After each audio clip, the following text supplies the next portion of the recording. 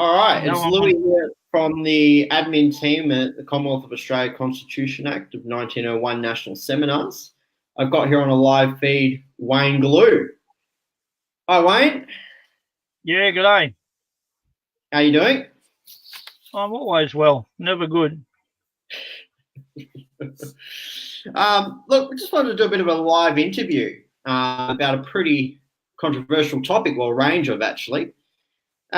Just wondering if you can give everyone a bit of a brief history about the Commonwealth of Australia Constitution Act, which was formed in 1900 in the UK and brought in 1901 here.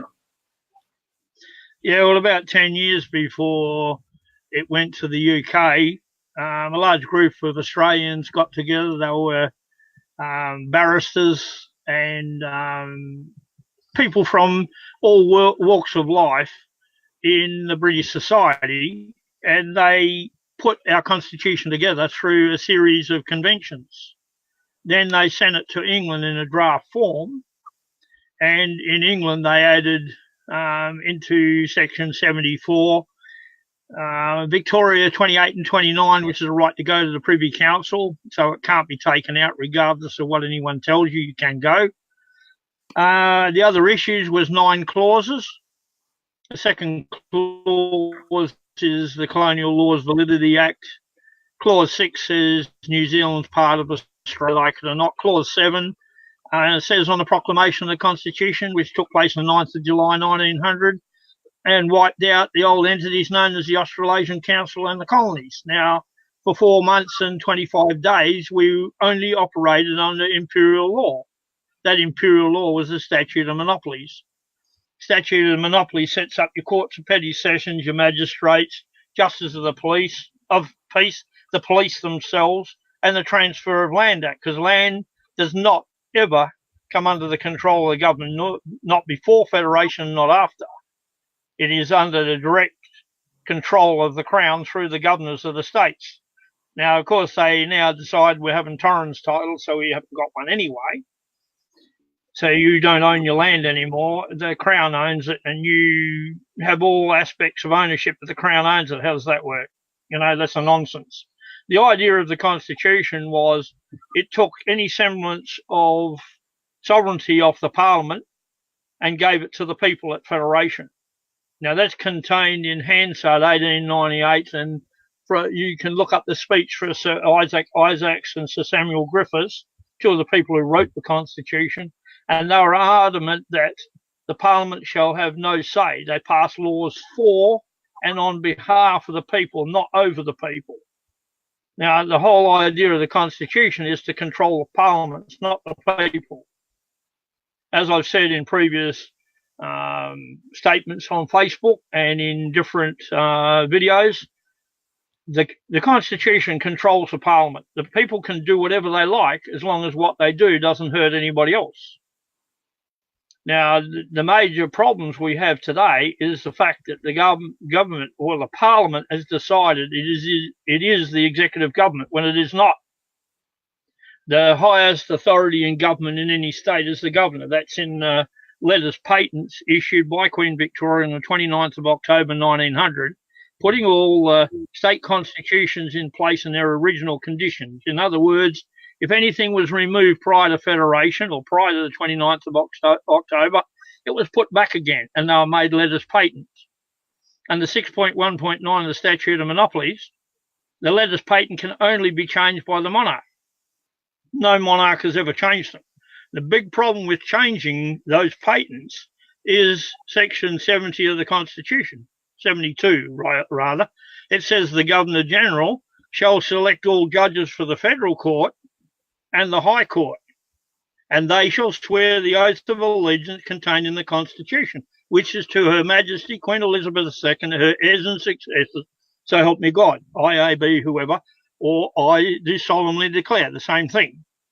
Now, of course, they've taken that out, but in that same section in the annotated Constitution, that this section doesn't by necessity apply to the governors of the states, because all the states have letters patent which control their governors, and they cannot be touched or interfered with by any parliament any way whatsoever.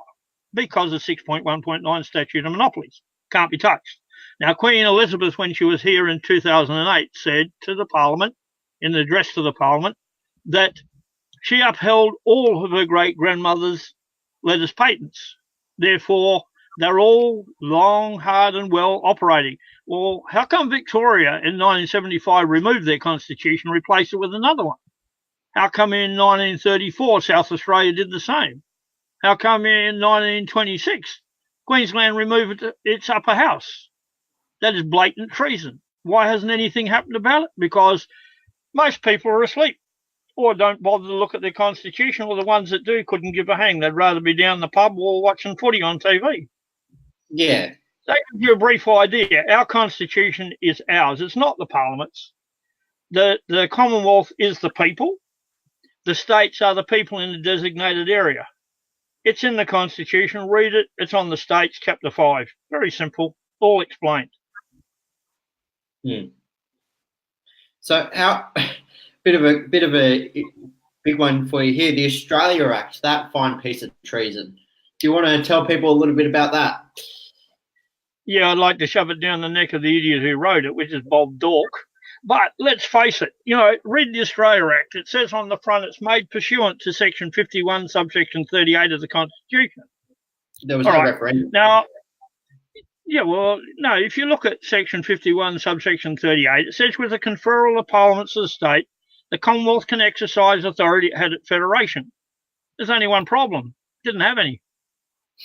You read in Quick and Garron, it explains it quite clearly.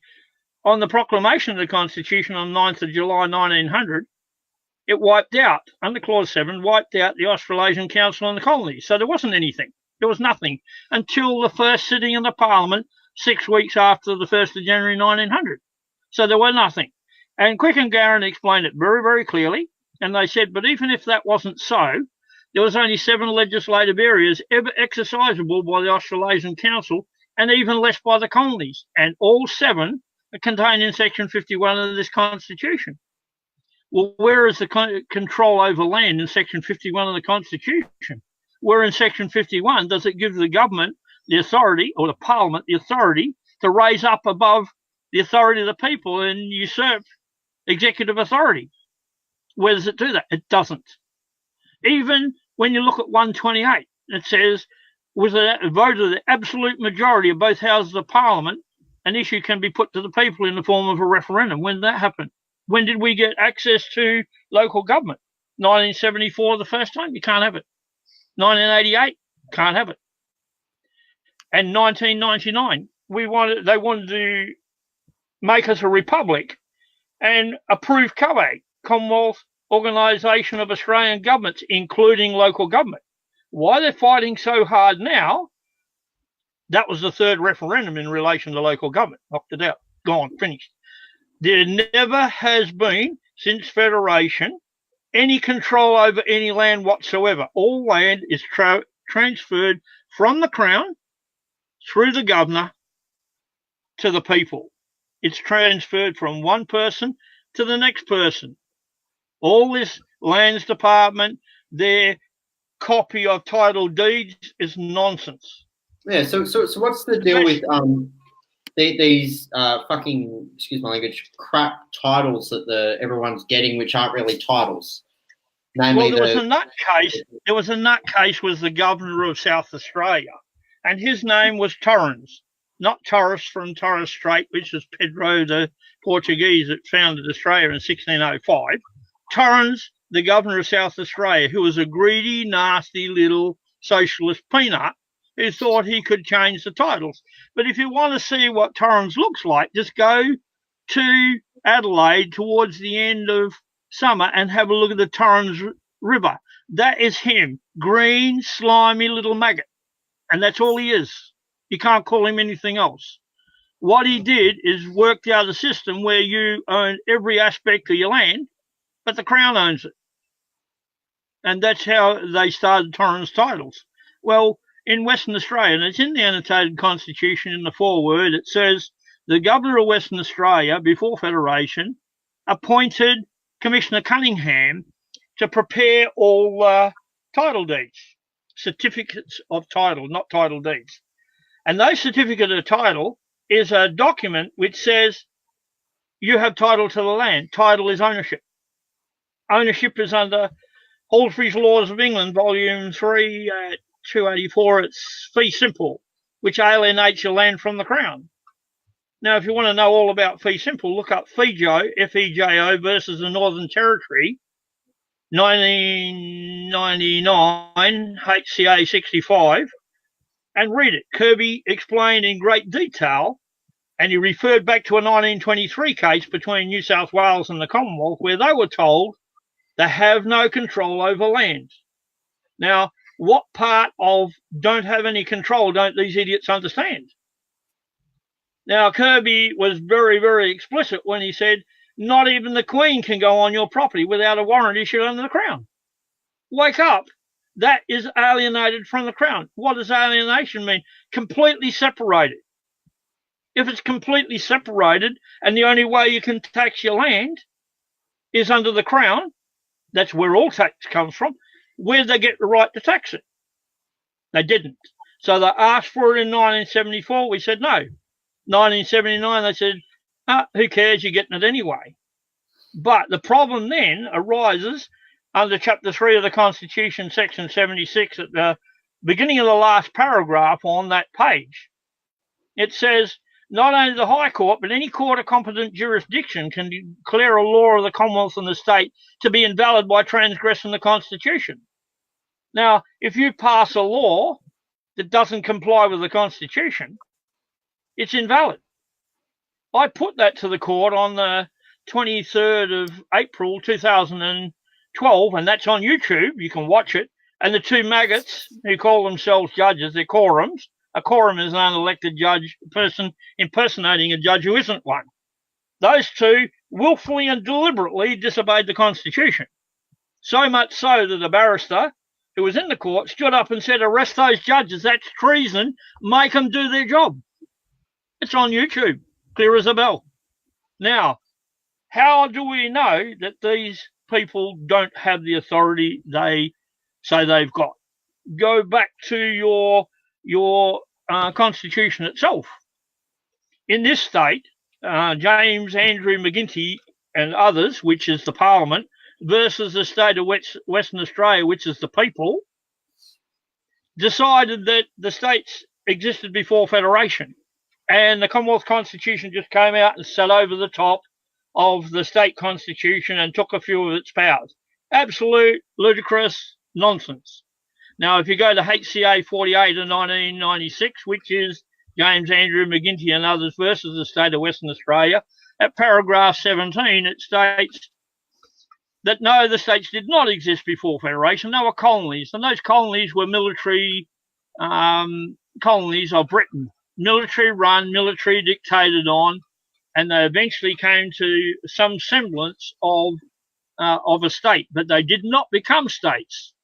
They became states at Federation under 107, 108 and 109 of our Constitution and drew their authority referentially from that Constitution.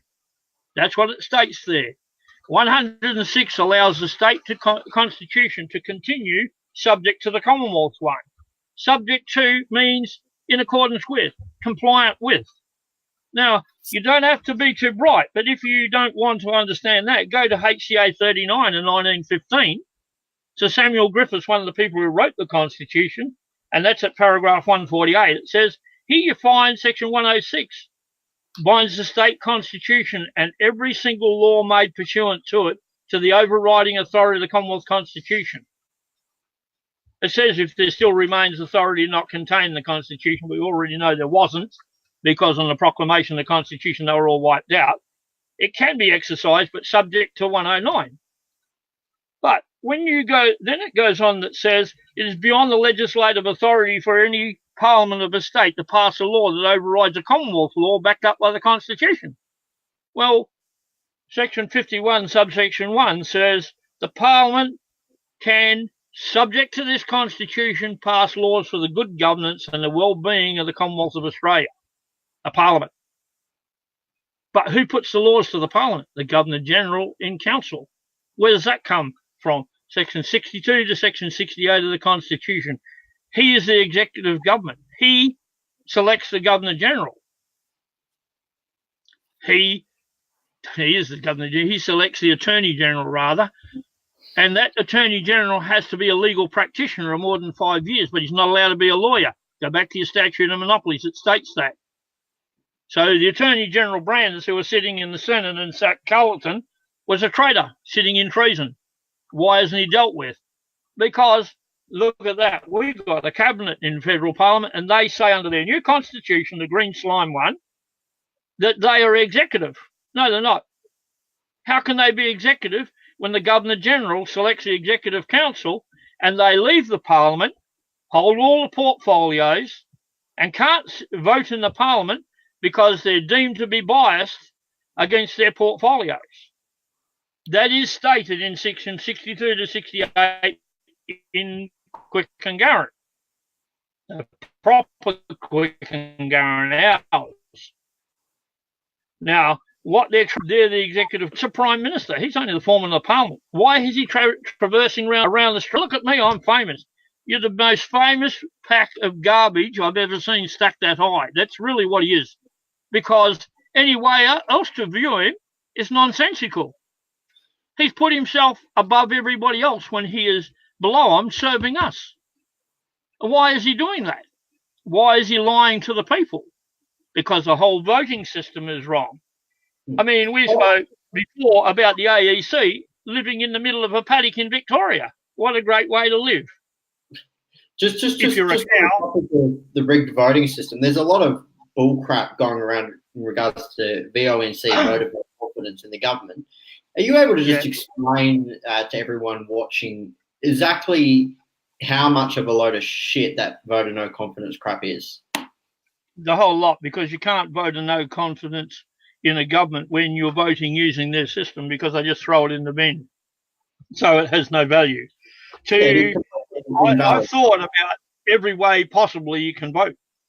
There's only one way you can vote, and go and drag the governor of each state out of their office and say, go and select candidates for us to vote, because the system we've got in place is not lawful. The Australian Electoral Commission is a registered company. It is in a paddock in Victoria. Go look it up on the internet and then go and have a look at the paddock. Unless you're into eating grass and carrying on like a cow or a sheep, then you've got no business with them. But even so, the last voting we did in relation to federal parliament, the Prime Minister, purported big boy of our government, went and petitioned the Governor-General to prorogue the Parliament. What does prorogue mean? Liquidate it. It's gone. Who then sits as a caretaker government? They're saying the Cabinet. Nonsense. It did. Under turncoat, it sat there. It has no business sitting there. What takes place then is the Governor-General and the Executive Council, he selected 10 from the lower house, 8 from the other. They are supposed to run the Parliament. What are these idiots doing there, and what is the opposition doing there? Still opposing us. We're the House of Representatives. Why do we have an opposing party to that? Opposition to what? If they're representing us, what he's doing, knocking us out? Oh, we don't want to listen to what you got to say. Of course you don't, because you want a communist rubbish state that you get control over everything. The fact of the matter is, they can't run an election the way they have. Go to your constitution. It's very, very clear. And I'll make it clear with all references on the night of this first conference, where it says the Governor-General selects all the candidates. The governor of each state, rather, selects all the candidates. And they vote in that state for their representatives to go to Canberra. It was 6. It's changed to 12. That's fine.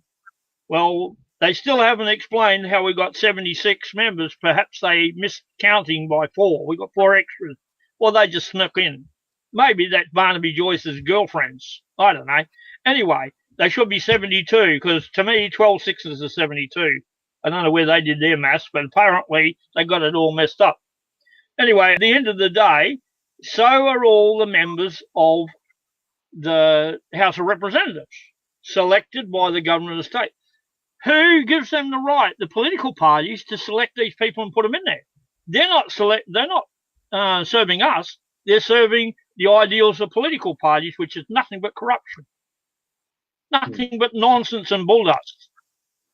Or smoke, mirrors and bulldust is what I say it is, because that's all it is. I mean, it's like believing in fairies and Father Christmas. If you're a little kid, that's fine. If you're an adult, you get past that usually. But people need to realise that the republic that is being proposed by Shorten is a Mayo one. It has nothing to do with all the communist section and socialism that they've been preaching all these years. This is the communist Mao Tse-tung Chinese version of communism. Do what you're told or a bullet in the head. That's what he's proposing, and it's time people woke up the fact he's the slimiest little bit of scum. None of them are any good. They're all scum. They're all liars, and you can tell they're lying. Their lips are moving, and that's how it is. They lie every time they open their mouths. I've spoken to that many of them. I'm going to help you with this. I'm going to help you with that. I'm going to help you with something else. Liars. Outright liars. They've never helped us with anything. 2.5 years we've been visiting them in Parliament and different places, sat down with long conversations with them. We'll do this, we'll do that. Yeah, we'll do nothing as usual because they're just a pack of liars. I went to a politician's office today, Ian Blaney's office, and I was told by his secretary, who's the Justice of the Peace, the government doesn't need to go to court to seize your property. If the council decides you owe it money for your property. I just went recently to court. Look at this. 4 days in court fighting who owns the property, and it was already transferred in the council's name without going to court. What was the point of going to court and wasting all that time? 16th of the 1st, it was transferred in the council's name. Who authorised it? It seems the CEO of the company called the council. It's got an ABN number.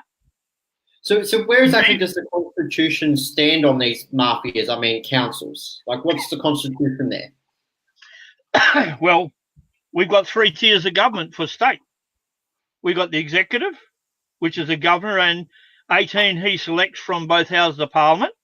We've got the legislature, which is the legislative assembly, legislative council, and the Queen. The Queen's gone. Who took her out? Who told them they could? We said no in 1999. Why isn't she still there? Hello, we got Kim Beazley. He's a Satan worshipper. His own religion makes him that. Like it or lump it, that's what he is. I'm not going to his religion. He's allowed to have it, but he can't represent the Queen and represent Satan. It's on the opposite side of the fence. But put that aside, how can he sign off on legislation put there by politicians and not by the governor and council? Only the governor and council can propose legislation, not the legislature. They're there to debate and pass it according to the Constitution. Then it goes back to the governor to sign off on behalf of the Queen. I don't know which Queen or what Queen he's signing off on, but the only Queen we've seen recently is the Queen of Australia, but it's knocked out by that lesbian and gay marriage law because the word Queen is gender defining. I want to see this Queen, see if it's a male, female, male, female combination, whatever, but I want to see it. Where is it? It's a legal fiction. It doesn't exist in law. It's a ghost one. So we got a ghost Queen of Australia now, and they swear an oath of allegiance to the Queen of Australia. We haven't got one. We've got a monarch who is our queen because, I've personally never seen or heard of the Queen of Australia. Well, all you have to do is look at ScoMo's oath of office. He swore an oath of allegiance to Queen Elizabeth II, Queen of Australia and other realms. That's the fiction queen created by Gough Whitlam with his Royal Styles and Titles Act of 1975. How do you create a non-being? Oh, well, that's easy. You produce a Corporations Act in 2001, which says a person is a thing, an object, or a being. What does that mean? So you can get a thing and you got a person. So you call the Queen. Under their new law, this is where they stuffed themselves. Where is that Queen? Has to identify itself. So now we call it Cousin It. So I solemnly swear an oath of allegiance to Cousin It, the Queen of Australia, apparently. Because you can't call her the Queen. That's gender defining, and under the new law, that's against the law. So we got to ask it, where is it? Stupid? Yeah. What about having a fictitious queen that only sits on paper? That's twice as stupid. We have a queen sits in England. She's the overseer of the Commonwealth. I'll explain that in great detail at the first conference because it takes time.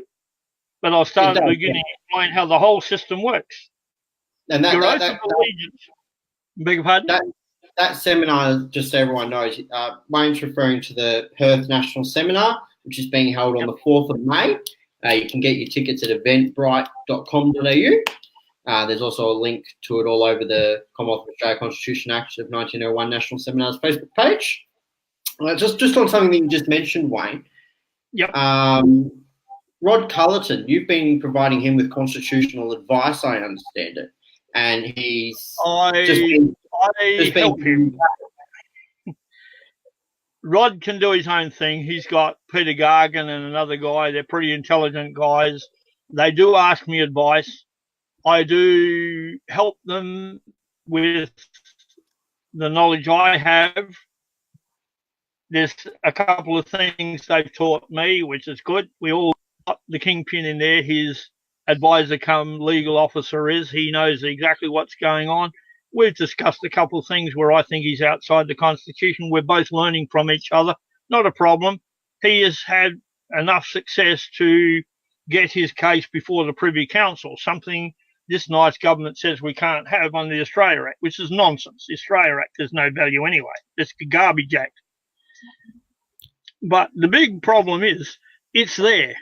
They've been ordered to reinstate Rod Cullerton because they have to honour that 363 application he's got there.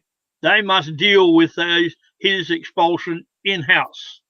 But when you look at Clause 6 of the Constitution, why did they kick Barnaby Joyce out? How can you kick him out for being part of a foreign nation when he's actually part of Australia under Clause 6? How does that work? Oh, we just wanted him out. All right. Now, how did they get rid of the lady from Tasmania? Why'd they kick her out? Oh, she's got access to foreign citizenship. She can go back to Scotland. Dream on. This is a part of the British Empire. We're a self-governing colony of England. We've never voted out of that. We voted into the Commonwealth. We the people. The preamble says, humbly relying on the blessing of Almighty God, we the people of New South Wales, Queensland, Victoria, Tasmania, Western Australia, and South Australia joined together in one indissoluble federation of the Commonwealth of Australia. Where does it say we the government? We the people. Indissoluble. It can't be dissolved. So when Shorten proposed his plebiscite for a republic, he's a dreamer. He's committing treason. He doesn't have the power. 128, it says method of alteration, not method of changing. You don't have the power to change the Constitution. You don't have the power to amend it. You can alter it slightly. When they removed pounds, shillings and pence and put in dollars and cents, they changed it. Why? Why haven't they ever been charged? Because we got no Governor Generals that got any guts. Moreover, they should go and stand in front of their mirror at night with their pants down and see if they've got what it takes to be a man, because they certainly haven't. It's all missing. The Mitsubishi bits are missing. Time to wake up, people. This is our country. We tell them what to do through our representatives. When are they going to represent us? When is this going to happen? It must happen soon. Otherwise, the people will start tearing the joint apart. We're good at that.